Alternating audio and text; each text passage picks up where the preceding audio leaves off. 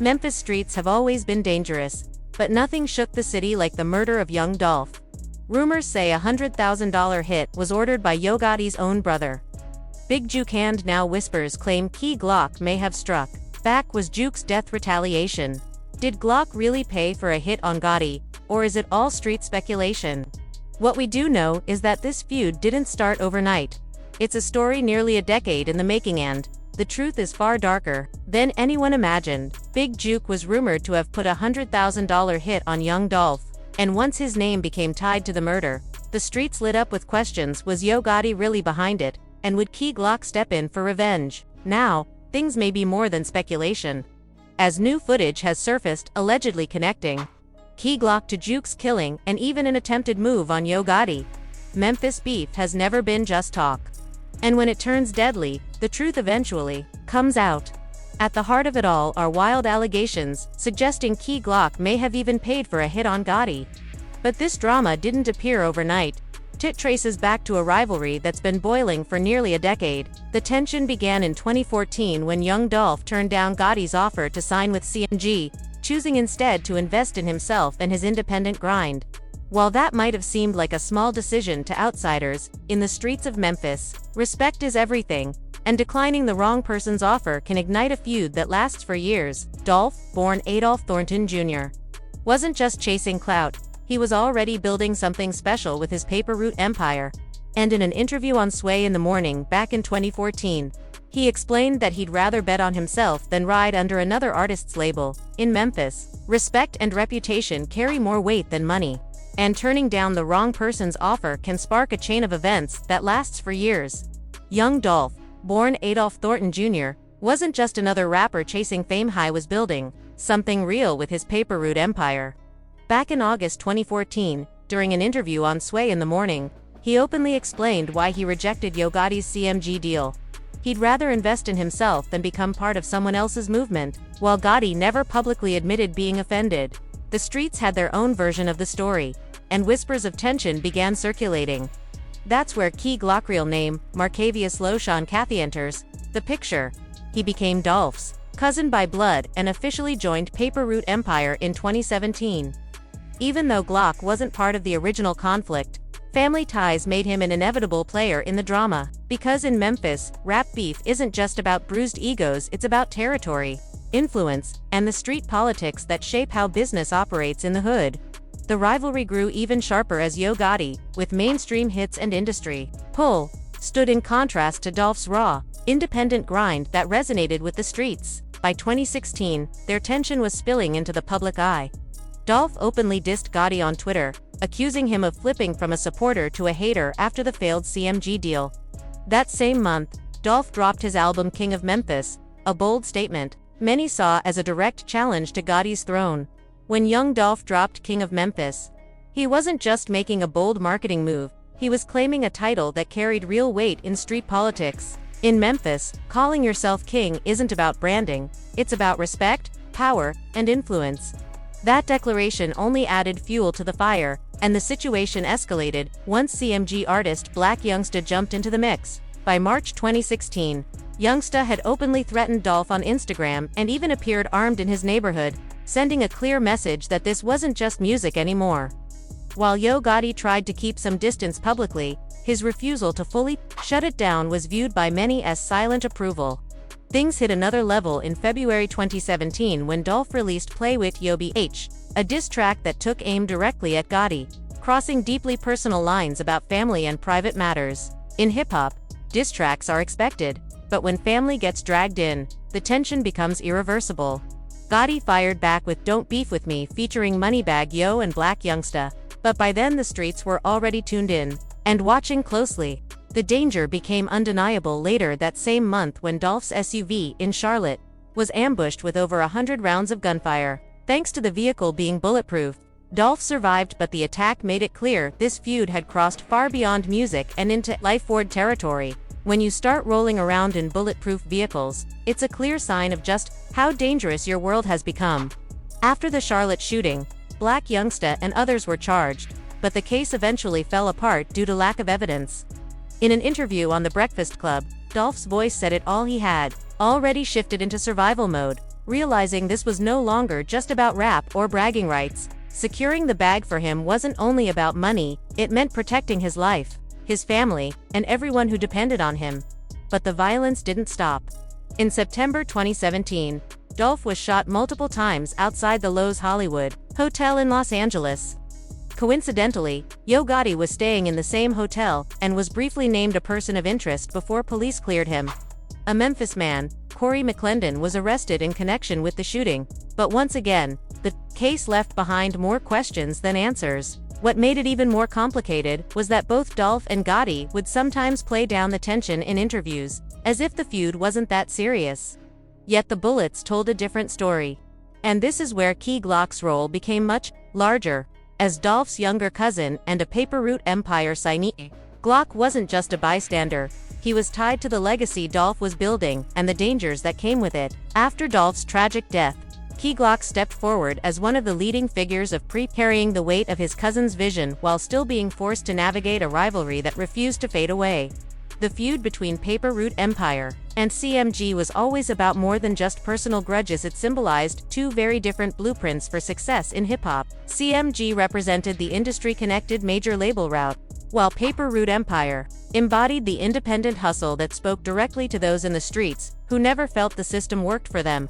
But all the back and forth, the near and the violent encounters were leading toward a breaking point, one that would send shockwaves through the entire rap world. On November 17, 2021, Young Dolph walked into Makeda's homemade butter cookies in South Memphis, a place he'd visited countless times before to support a black-owned business in his community.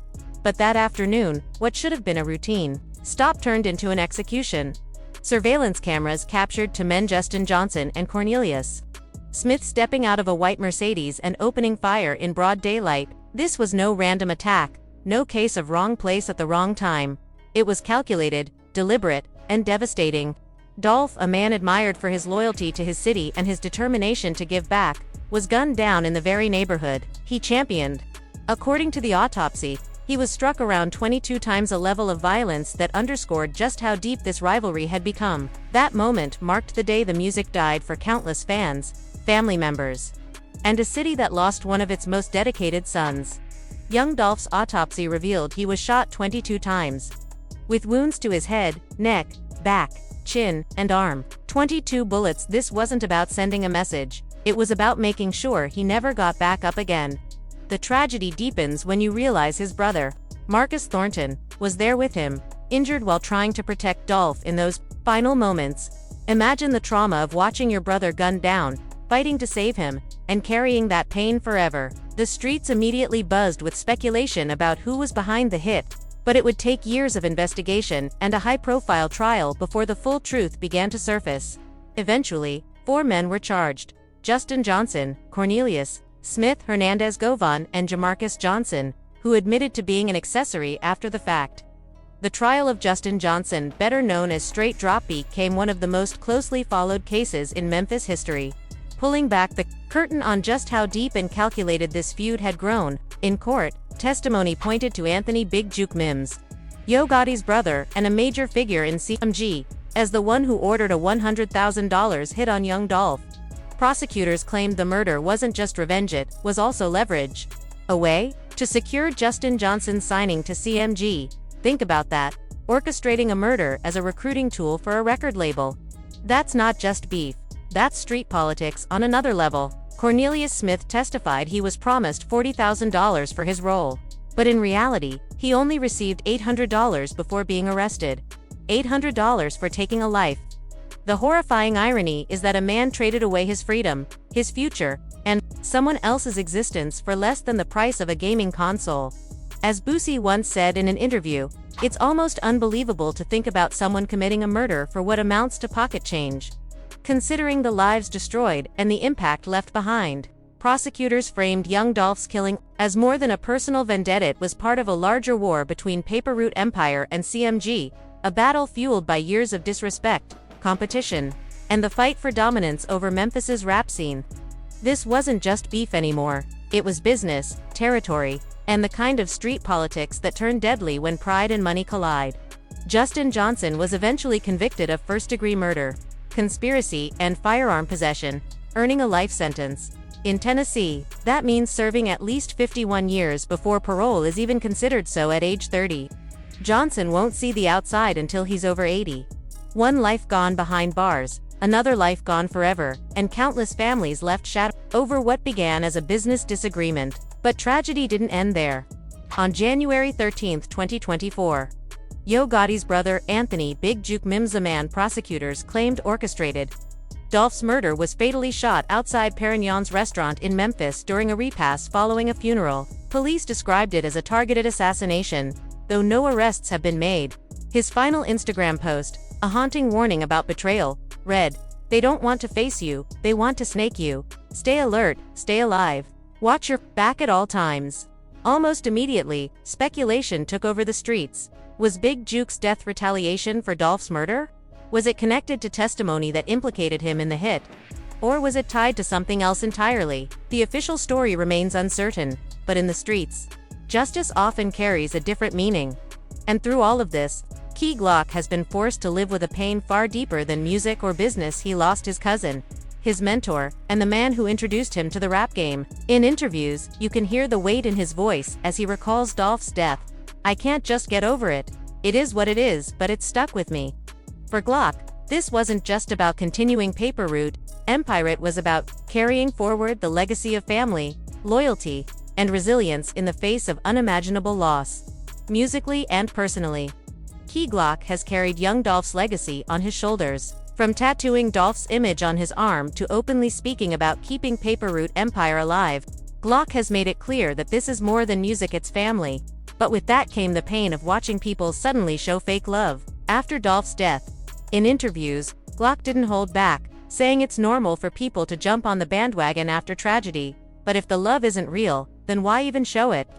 And he's right. How many times have we seen people act like diehard fans of someone after they're gone, when they never supported them while they were alive? In January 2022, Glock released Proud, followed by tracks that directly targeted Yo Gotti and CMG, making it clear that the rivalry didn't die with Dolph. For some, this was controversial. Should the beef continue, or should peace be the focus? But for Glock, it wasn't about clout or drama. It was about loyalty, defending family, and making sure Dolph's name would never be forgotten. Boosie later made a powerful point, highlighting how fans and media often hype up beef, celebrate diss tracks, and enjoy the drama without considering the deadly consequences.